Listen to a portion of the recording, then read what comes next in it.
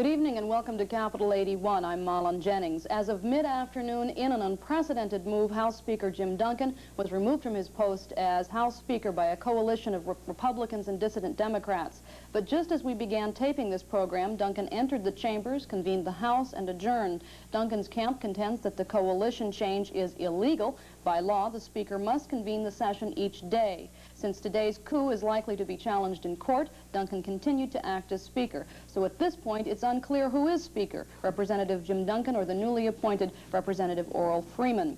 The coalition is made up of Representative Russ Meekins, an Anchorage Democrat. Throughout the session, he was the majority leader, and under the new arrangement, he becomes the finance chairman. Representative Oral Freeman, formerly a member of the Finance Committee and a man pointed to as a likely gubernatorial candidate in '82, he will be Speaker under the coalition. Representative Joe Hayes, minority leader all session, would become Rules Chairman. He's a candidate for mayor in Anchorage. Representative Vern Hurlburt, a sleep-mute Democrat, says he crossed over for free love and nickel beer, and Representative Al Adams, pointed to by members of the Senate as a key figure in the plan. Adams is a Kotzebue Democrat, but at this point it's not clear what role he would play in the effort. After convening around mid-afternoon without announcement, in fact, our camera crew and members of the press had no idea the session had convened until after it was in progress, the following fight ensued. The question is, shall Jim Duncan be removed from the Speaker of the House?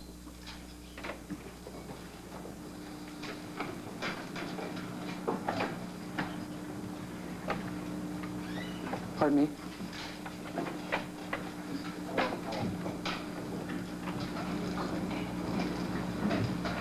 Okay. The question is, please take that roll as a quorum call. The question before the body is, shall Jim Duncan be removed from Speaker of the House? I'm voting in Representative Duncan's place. I call the House. Motion is out of order. All members have been excused from the call of the House. On what vote? When was this body called to order? Mr. Speaker pro tem, I assume. You are out of order. When was We are in this the House middle of called a to roll order? call.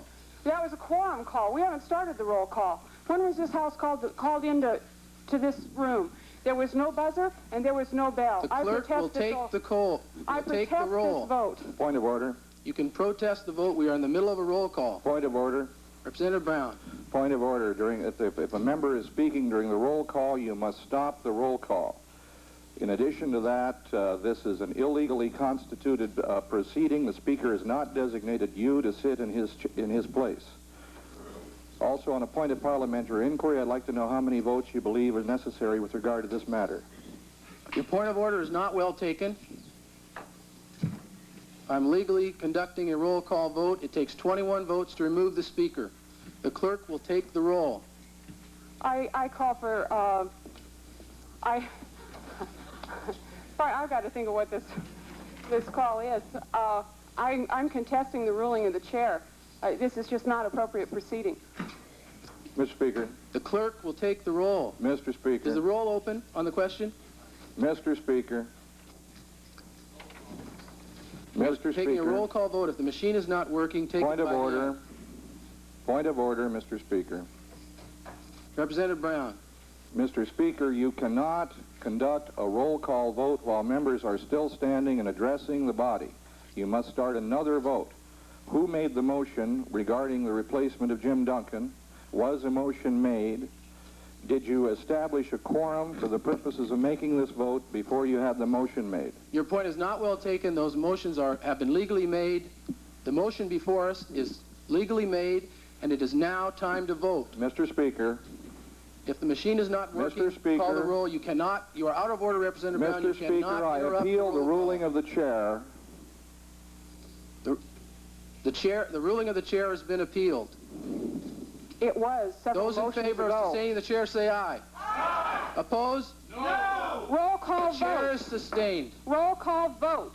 That is an important proceeding, Mr. Speaker, a roll call vote. We still don't even know how you acceded to the chair. You are out of order, Representative Smith. I don't care.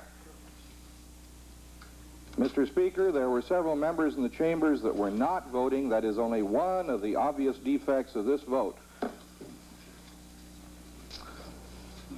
Your point is not well taken. Representative Halford. Mr. Speaker, point of order. Representative Brown. Mr. Speaker, the uniform rules make it clear that the Speaker of the House is elected for a 2-year duration. The only argument available for the removal of the Speaker of the House would be that it would be by a suspension of the rules. That would be by 27 votes. However, a suspension of the rules in this body, since we have uniform rules under the Alaska Constitution, probably must be done by a concurrent resolution passed by both houses. Mr. Speaker, alleged Speaker, and all of the statements I have made about you claiming to be Speaker are as a matter of courtesy because you're sitting there. Mr. Alleged Speaker, you are not the Speaker pro tem. You are not authorized by the Speaker to be sitting there. You are out of order, and this vote was illegal. Representative Brown, the point that you raised has been ruled on. You've appealed that point. It has been sustained by 21 votes. You are not in order. You cannot replace the same point of order continuously. It is a dilatory tactic. Representative Halford. Mr. Speaker, I move that the nominations for Speaker of the House be opened and ask unanimous consent. Without objection, so ordered. Representative Halford. There was objection. Those in favor say aye. Aye. Opposed? No. Motion carries. Representative Halford. Mr. Speaker, I nominate Oral Freeman Speaker of the House. Representative Halford. Call of the House is out of order. All members have been excused for the House. The call is satisfied. Mr. The call has been satisfied. Representative Halford. Mr. Speaker, I move that nominations be closed. Without objection, nominations are closed. Mr. Speaker. The question before the body is... Mr. Speaker. So Representative Halford, do you wish to place a motion? Mr. Speaker. Mr. Speaker, the motion before us is the election of Oral Freeman Speaker of the House. The nominations have been opened. He's been nominated. The nominations have been closed. That is correct. Mr. Representative Miller. I call the House on that motion, Mr. Speaker. Do not excuse members who are not out of town or ill. That's in the rules. I'm refusing all. That's true. Mr. Speaker, the first motion on the floor was that all members be excused for the duration of the session. Members, please go through the chair, please. Representative Miller, you have the floor. Is it a point of order you raise? Bring your mic on. Nobody can be excused from the call of the House except people who are out of town or ill. This is a pretty sick session, I'll admit you that. But under the terms of this legislation, there are no members ill that are entitled to it. The question in regards to whether or not the motion to excuse members from the call was properly placed was raised as a point of order twice. It has been appealed when the decision went against the person who raised the point of order and sustained by a majority of the members of this body. I rule that your point that the motion is not legal is not in order. Your call is not in order. The call is satisfied. Speaker, point of order. Representative Clarkson, say your point. If I appear on this floor even though I've been excused, am I a present member or am I a non-existent member? Is the excuse still valid as to me when I'm on the floor? I would rule that it would be. So I'm an excused member? I don't exist here at that point? No, your vote will count if you take it, but the vote cannot be held up because you are not present. Point of parliamentary inquiry, Mr. Speaker. Representative Brown. Is it your ruling that if a member is excused from the call of the House but is on the floor, if he does not vote, the vote is still valid? That is correct. Mr. Speaker, is it not true that Mr. Miller and Mr. Clarkson and I and Mr. Gardner and Ms. Smith were on the floor at the time that this vote was just taken? Mr. Speaker, Mr. Speaker, would you answer that question? Mr. Meekins. Mr. Speaker, I state that is the case. Please maintain order. Would the body please try to maintain order? I'm trying to recognize points of order and rule on them. There is a majority in this body that wishes to perform an act and take an action and take motion on an action, and I believe that most of the motions that we are hearing here are dilatory motions. I have not made that ruling. However, it is clear to me that that is the case. We are going to proceed and do the wish of a majority of the members of this House. And it is my ruling, through interpretation of Attorney General's opinion and having researched the question, that when 21 members wish to remove a speaker and replace him, that they can do that, and that the parliamentary motions that are being put forth are not valid to interfere with that act. Point of parliamentary inquiry, Mr. Speaker. Representative Brown. Are you going to indicate whether there were members that were not voting who were on the floor at the time of this claimed vote? Mr. Speaker, I claim that I was here. I was objecting at the time. There were several members not voting. Are you going to admit that, or are you going to lie for the record, Mr. Speaker? Mr. Speaker, you don't have any... Representative Brown, I would like to respond to Representative Brown's point, please, if I could.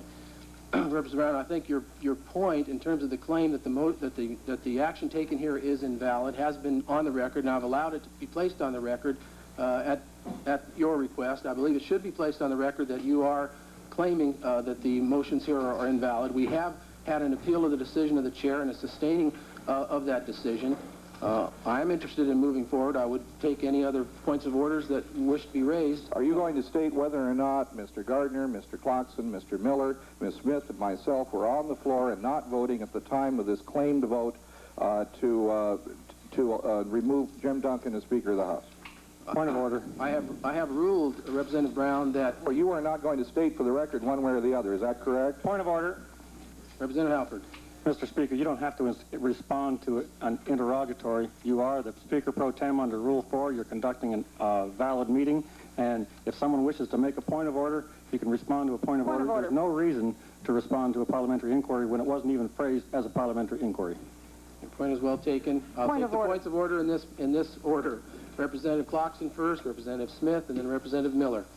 Mr. Speaker, for the record, despite the fact that you that I was excused by motion, I was on this floor when there was a vote. I was not allowed to vote, Mr. Speaker, because the roll was closed before I reached my seat, but I was on the floor, and I hereby object to the vote.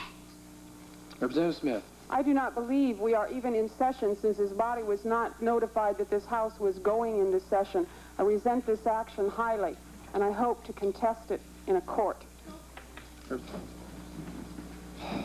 I'm not going to say it right now, Mr. Speaker, because I don't want to use language that would offend the sensibilities of anybody that might end up watching on television. But this kangaroo session is beneath contempt, and it's a disgrace to the history of the legislature of Alaska. I can't express to you my disappointment in the people who would participate in an event such as this. It's just a total abrogation of your responsibility under the Constitution, Mr. Meekins, and I can't begin to express to you my disappointment. You're not within your rights. What has triggered this series of events? Well, the best I can understand is dissatisfaction on the part of some members of the length of the session, the stand that the majority has taken on some of the policies, some of the bills that we voted on. And again, as I said, there may be some personalities involved. Representative Cotton seems to be the target of a lot of the accusations. Well, that may be unfair, but I suspect that that's probably true, that there's been some criticism leveled at the chairman of the Finance Committee, but sometimes that's, you know, when everybody doesn't get everything they want, why, that's not uncommon. Maybe Mr. Cotton wasn't quite as diplomatic as he should have been sometime when he said no. I don't know. Some programs that some of the members of the caucus were in favor of, or bills are still resting in the Finance Committee, and there's some unhappiness about that. Are you actively working to see this new coalition come about? No, I'm not. This was something that was put together or designed or whatever you want to call it. Pretty much was pretty well along before I had any knowledge of it, and I've told people, I told them in the beginning of this session, the organization, that I didn't really want to be part of a coalition, and that I suspect that if I'd have made the effort, that if I wanted to be chairman under coalition, I could have done that the first 2 days. That's still pretty much my feeling, but again, certain facts remain, and one of them is that this House will be organized, this House will have a speaker, and we must get the business done. If it turns out that way, that's the only way it can be done. As a matter of duty, I would do it. Personally, I'd rather not. Can you get the job done? Oh, I think so. I think so.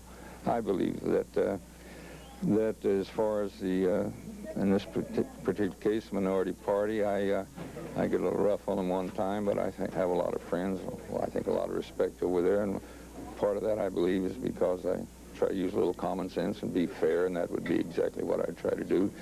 I think we could cut out some of the party bickering we've been going on the floor that's delayed the session. I would expect to take care of that and get the job done. How much part does the backstop tax and some of the oil questions before the state have to do with this? Well, I suspect it all enters into it somewhere, but I don't really think that that's not the main cause of our problems. No, I can't think of, as far as the major issues are concerned, I don't think that's the root of our problem here. It is an element, though, and to be considered. Well, I suspect that, you'd have to consider the fact that, the free conferees on different committees are big issues. Finance Committee, of course, has free conference on the budget, and people who are not happy with the way that's being handled by, and things of this sort. It all enters into it, but I don't know of any single one that triggered the issue. Okay. When are we going to see a resolution to this? That I don't know. There's caucuses and caucuses within caucuses, and I suspect, as it would be natural to expect, that the majority caucus is going to do everything they possibly can within reason to see if they can resolve the problem. That would be the natural thing to expect, and I don't know how long that's going to take, but I think that's what you could look forward to. There have been some rumors that some of the key lobbyists in this Capitol building have been very attentive to what's going on and that would like to see some of the changes that are being considered come about. Is that... Well, I think it would be reasonable to expect that that's true. The lobbyists are, especially the big issues, they're vitally interested in everything the legislature does, every move that's made. But as to whether or not they instigated this, I don't know. I have no idea. As I said earlier, I didn't get in on this thing at the beginning. Is it possible they engineered some of this? Well, without knowing that, I don't think it'd be fair for me to say that. It's not impossible, but then I don't have any knowledge that that's the case. Okay. Thank you. Thank you. I think that there has been a concern expressed by one or two people that maybe not enough money's gone their way, and maybe some projects that normally people could get through at the last minute of a session hasn't been able to get through. I think that's caused a lot of people some concern. It's been known all along that we've got a 22-member majority, and that if at any time, if 3 people were unhappy with the situation, that would mean that we didn't have a majority anymore. And I think that that's probably what has happened here. The problem, of course, with that is that that would put the Democrats back at 19, and the Republicans and the Libertarians and the dissident Democrats, if you will, at 21. And I'm not convinced that those people that would be moving over can really go by themselves. I think it's going to take a larger group of people to really make a working majority on the other side. For instance, I'd be real surprised to see that those 21 people agree on a budget with people like Fanning and Randolph, the Libertarians, who just didn't see the budget cut by about 75%. And then the members of the Bush caucus and others who are interested in seeing, not just the Bush caucus, but other members who are seeing, some spending programs that make sense in this state. I think they will have a harder time than the Democratic caucus ever had coming to terms within their own group. I suppose there's some personalities involved here. It's not been a secret that certain members of the Democratic caucus have had troubles since the first day we got here. Somebody mentioned this morning in caucus that this was the 23rd day, and we took 22 days to organize, and now here we are again. Representative Meekins says that they have 25 votes.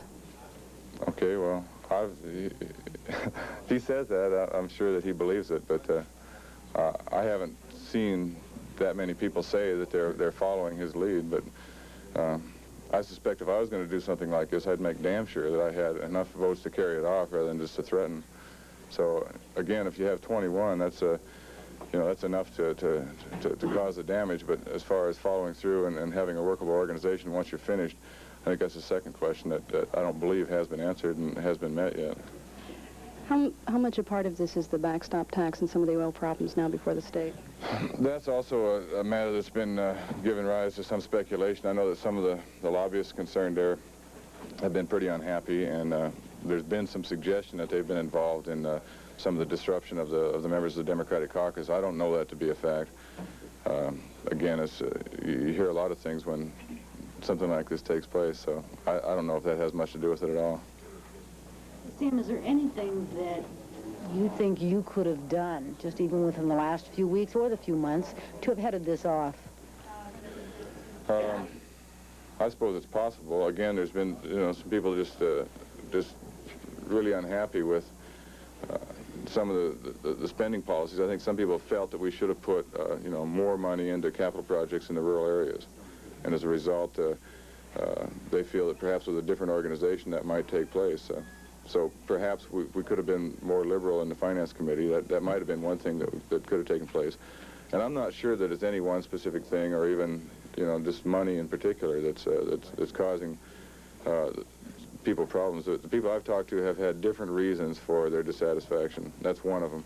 Is the current Democratic leadership just delaying right now to put it off as long as they can? Do they have a solution? Well, there's an old saying that if you have the votes, you vote. And if you don't, you talk. When's Representative Chuckwick coming back? I don't know. I don't even know if I've heard a rumor that they've actually hit him out and he's still in town, so I don't know what the situation on that is for sure.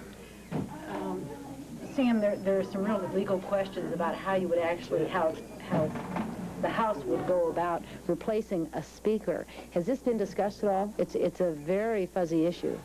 We have an opinion from our own legal services people that suggests that the rules are pretty clear that a speaker is elected for 2 years, and you'd have to do a suspension of the rules in order to replace him. That would take 27 votes. I've heard a rumor that the Attorney General, Rod Pegues, who works for the governor, has given some people an opinion that that isn't the case.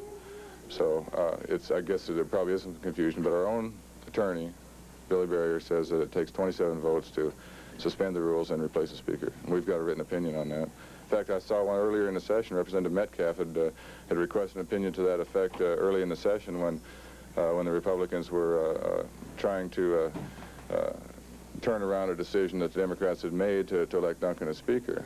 And the point was that I can't remember exactly why he had requested opinion, but he brought it to me and showed me that, yes, in fact, our attorney's opinion was that once the Speaker's in there, he's in there for 2 years. House reorganization came as no surprise to Senate members. Rumors have been flying for several days, according to Senate President Jay Kurtula.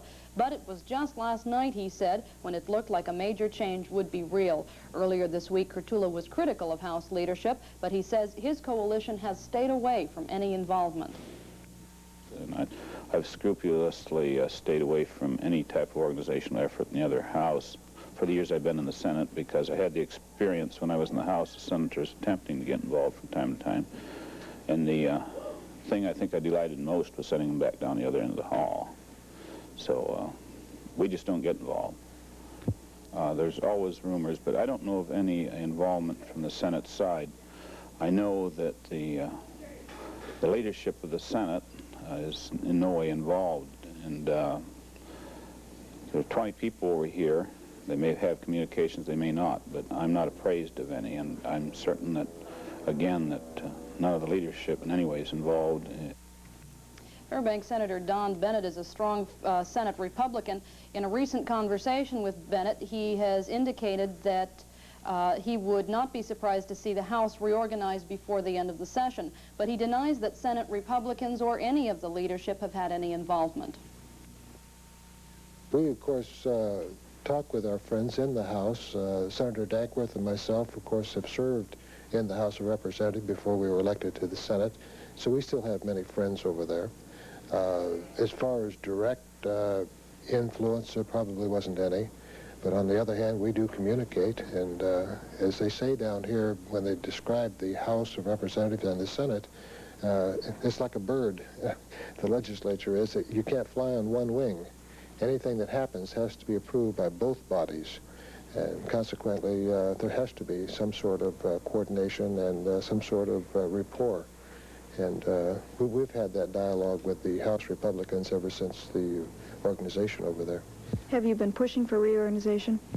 No, not really.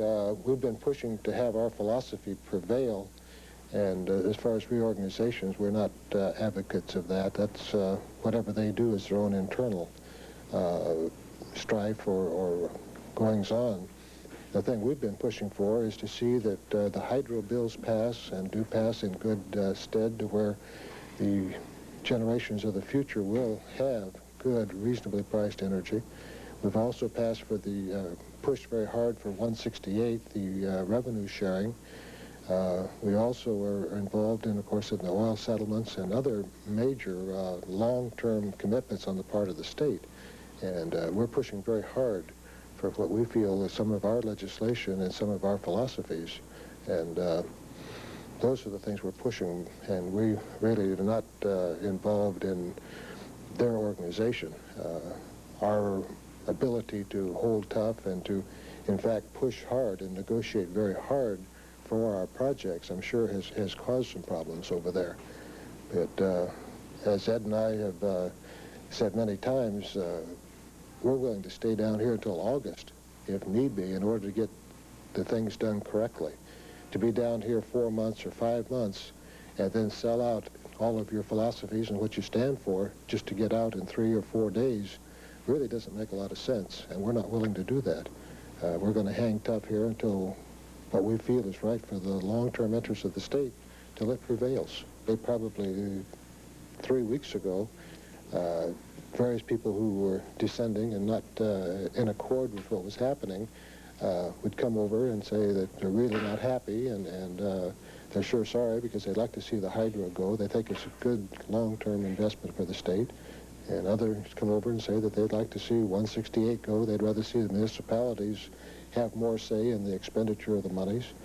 So, like I say, it's been at least 3 weeks that I've started getting vibes and perceiving that there was real trouble in their camp, in the other body. Did you at that point say, sure, go ahead, go for it, let's see it happen? No, I have not said that to any of them. These sort of things really, you only tend to lose if you get involved. It's a no-win situation. I've pretty much just stayed out of any of it going on, and what they do is their own concern. We will be happy to work with whoever philosophically is in tune with our philosophies. Senate Bush leader Frank Ferguson also denies any involvement in the new House coalition, but says he's not surprised. He said the Democratic House majority was so slim that no Bush member could cross party lines on any issue. That lack of voting freedom, he said, leads to deterioration. Ferguson refused to comment on the decision of certain House Bush members to leave the Democratic organization, but he said, if it had been me, I would have done it a long time ago. Most Senate leaders say today's move is not a reflection against House Speaker Jim Duncan, but against the rest of the shaky Democratic House leadership. Might mention the way the votes size up. It's 12 Republicans, make that 16 Republicans, 2 Libertarians, and 4 crossover Democrats for a 22-member majority. By the way, we have this late word. Doug Pope, who has been working in House Finance Chairman Sam Cotten's office, has just resigned his post. Pope is an attorney, and he plans to represent the Duncan leadership, Democratic leadership, in litigation over the action that took place today. That's our report for this 152nd day of the session. For Rosemary Alexander, Mary Lou Sparks, and the crew, I'm Marlon Jennings. Have a good evening.